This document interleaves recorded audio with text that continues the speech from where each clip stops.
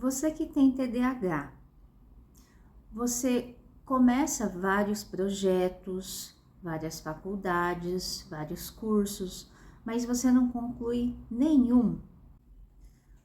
Aí você para, né, se programa, fala, se compromete a assistir aquela aula ou terminar aquele projeto, mas você não consegue parar quieto, uma ansiedade toma conta, toda hora fica levantando, vai na geladeira ver se tem alguma coisa interessante para comer, aí volta, come, aí dali a pouco levanta para tomar água, ou para mexer no celular, vai assistir um vídeo que não tem nada a ver com aquele assunto que você precisa, ou até tem, mas aí você acaba não concluindo nada, e não conclui o curso que você se comprometeu a terminar, aquele curso online, o TCC da faculdade, ou um trabalho que você precisa entregar. Você sente essa dificuldade? Ou também tem as pessoas que têm TDAH do tipo desatento, sente muito desânimo. E é um desânimo, assim, que ele é muito parecido até com a depressão. Você já se sentiu dessa forma? E você chega aí no final do dia e não concluiu nada do que você tinha se proposto a fazer e fica mais frustrado ainda, porque foi mais um dia que não foi produtivo. Então é assim, né? Pra gente poder fazer o que a gente precisa fazer, existe um sistema chamado sistema de recompensa. Eu vou colocar aqui na imagem para vocês. Então, vocês estão vendo lá embaixo, na primeira bolinha, esse é um cérebro, tá? Então, lá embaixo tem aquela parte escrito área tegmentar ventral. Aquela parte é onde é produzida dopamina. Dopamina é um neurotransmissor que nos dá motivação de fazer o que precisa ser feito. Vamos pensar que ele é o combustível do nosso corpo. E aí, ele precisa seguir essas setas verdes para a gente poder fazer o que precisa ser feito. Por quê? Então, esse é o circuito de recompensa. Ele sai lá da área tegmentar ventral, passa pelo núcleo accumbens e chega lá no córtex pré-frontal. Por quê? O córtex pré-frontal é quem cuida da parte do gerenciamento. Então, ele planeja, ele controla os impulsos. Por exemplo, você está lá assistindo uma aula e aí toca a notificação do celular. Vai ser o córtex pré-frontal que vai falar, termina de assistir essa aula, depois você responde essa pessoa. Controle das emoções, também é o córtex pré-frontal. Às vezes você fica muito irado com uma pessoa, né, e você quer dar uma resposta, ou você quer brigar no trânsito, porque alguém te fechou. Vai ser o córtex pré-frontal que vai inibir esses comportamentos.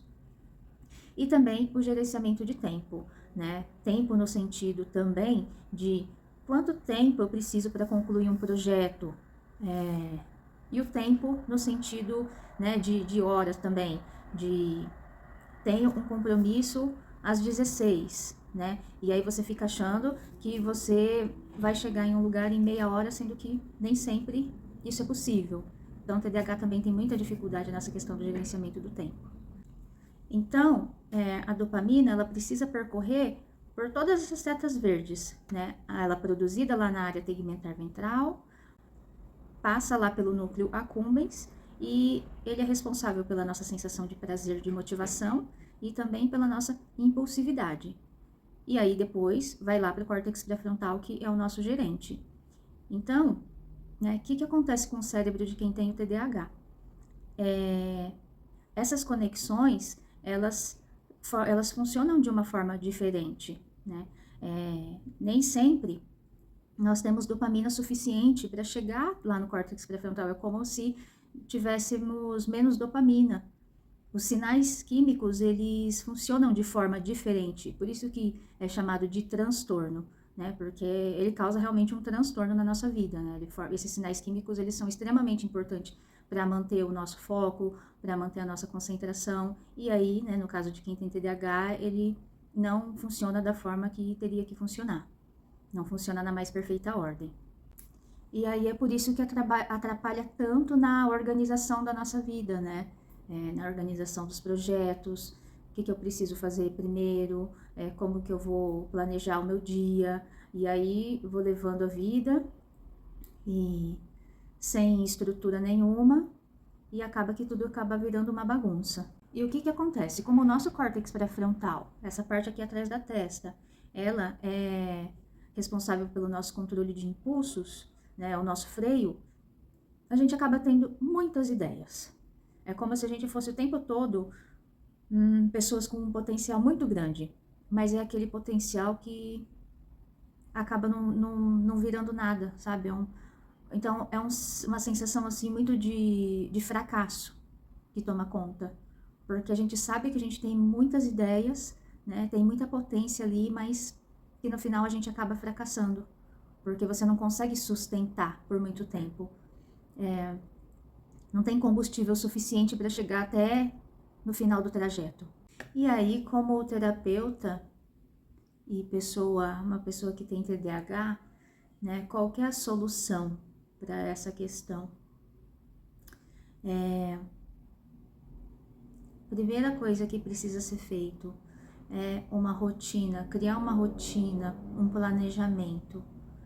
Por mais que isso pareça ser muito, gera uma sensação de incômodo, né, de peso, eu digo assim por experiência própria, experiência vivida, que é o contrário. Quando você começa a planejar a sua vida um dia antes, né, como a gente não tem essa organização, e aí você começa a escrever, a listar, né, isso funciona como uma forma de compensação, você vai ver quanto de peso você tira aqui da sua cabeça, sabe? Porque o tempo todo a gente tá lembrando, nossa, esqueci disso, putz, preciso fazer aquilo. Então, é como se todo esse peso a gente colocasse em um papel. E aí a nossa ansiedade, né, ela acaba sendo diminuída por conta disso, porque você vai ficar tranquilo que tá lá escrito e não vai ter perigo de você esquecer. Então, planejamento é algo extremamente importante. E aí, como que eu vou me planejar? Como eu já falei, escrevendo um dia antes as prioridades que você tem, tudo que você tem para fazer. Só que você só escrever, vai ficar lá, Deus dará. O que você vai fazer? Vai colocar a data e o horário que você vai fazer aquela atividade. Porque quando você faz isso, você vai estar se comprometendo. Então, vai acionar esse senso da responsabilidade. E você não quer se ver como uma pessoa irresponsável, né? Então, você anotar, deixar já programado esse horário e executar, que é o mais importante, né? Isso é um treino, não vai ser a primeira vez que você vai fazer, que vai dar bom, sabe? No começo você vai ter resistência, né? Você vai esquecer, mas coloca um alarme, se policia, porque se você quer ter uma vida mais regrada, uma vida mais tranquila, sem surpresas desagradáveis, né? Como é chato você esquecer de pagar uma conta, depois tem que pagar juros, ou aquilo ali tem algumas outras consequências, sabe? Que atrapalham demais a nossa vida, deixa a gente com muita ansiedade, né? Então é assim, eu vou deixar um vídeo completo de como que você vai organizar a sua vida. Lá eu vou colocar perguntas, então vai ficar muito mais fácil para você poder se organizar no seu dia a dia. Fica tranquilo, porque é algo assim muito simples, muito fácil para você colocar em prática, porque o TDAH precisa dessa simplicidade. E aí depois você me conta como que foi fazer essa atividade, se a sua vida realmente ficou mais leve, se você teve dificuldade, e aí você deixa aqui nos comentários.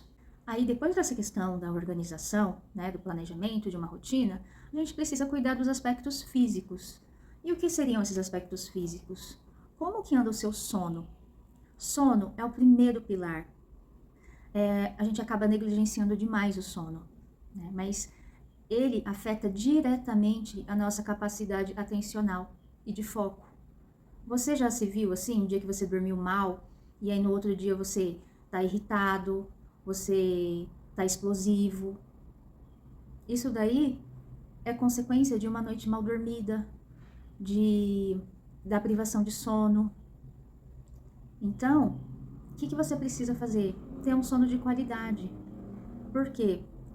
Quando a gente dorme, acontece uma higiene lá dentro do nosso cérebro, sabe? Isso é um fato, é uma coisa que a gente não dá atenção nenhuma, mas o sono ele tem relação direta com doenças psiquiátricas, com doenças metabólicas, o diabetes, por exemplo. Então, é algo que você precisa cuidar, se você quer. E para quem tem TDAH, é pior ainda, porque ele afeta diretamente lá na área da nossa atenção e do nosso foco. Então, cuidar do sono é o primeiro pilar que você precisa olhar. Aí, depois do sono, tem a alimentação. Nem preciso te dizer, a alimentação, ela nos fornece todos os nutrientes para o nosso corpo funcionar na mais perfeita ordem. Ah, e eu esqueci. Com relação ao sono, eu vou deixar também aqui listado um vídeo sobre esse assunto, porque aí você vai entender exatamente como que ele afeta o nosso nível atencional, para você poder se conscientizar e poder mudar esse mau hábito que você tem de negligenciar seu sono. Então, aí depois, vem a questão da alimentação, que eu não preciso nem falar mais nada. Depois, a atividade física. A atividade física, ela tem total relação com a nossa saúde emocional. Então, para quem tem hiperatividade, fazer um aeróbico, também fazer uma musculação para poder criar uma massa magra, para ter força para fazer o aeróbico, é extremamente importante, porque o exercício aeróbico vai fazer com que você gaste energia, né? E isso é o que a gente, muitas vezes assim, a gente fica muito na cabeça, muito pensando em muitas coisas, muito hiperativos. Na ansiedade, o exercício físico vai te ajudar nisso. E também, para quem é do TDAH do tipo desatento, às vezes a gente fica muito desanimado, muito prostrado, o exercício vai trazer aquele ânimo que você precisa, mas vai trazer resiliência para você poder enfrentar os desafios do dia a dia. Fora isso, fora o planejamento de rotina, fora o sono, a alimentação, a atividade física, nós temos que tratar o nosso lado emocional. Por quê?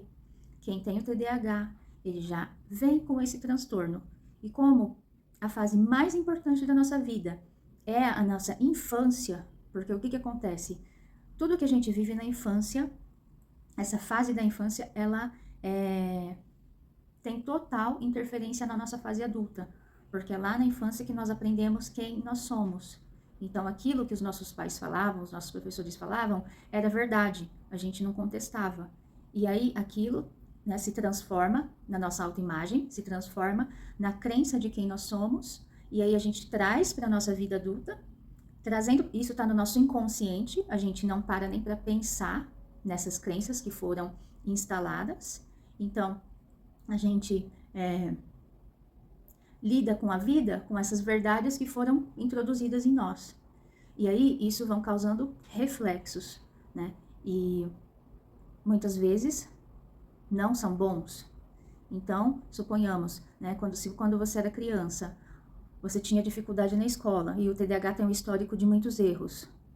Ou se você não parava quieto por conta da sua hiperatividade, né? Aí a professora vai e reclama de você. Então, você vai crescer como uma pessoa que é inadequada. Pode ser que você adquira essa crença ou não, mas suponhamos que você cresce com esse senso de inadequação. Isso vai refletir nos seus relacionamentos.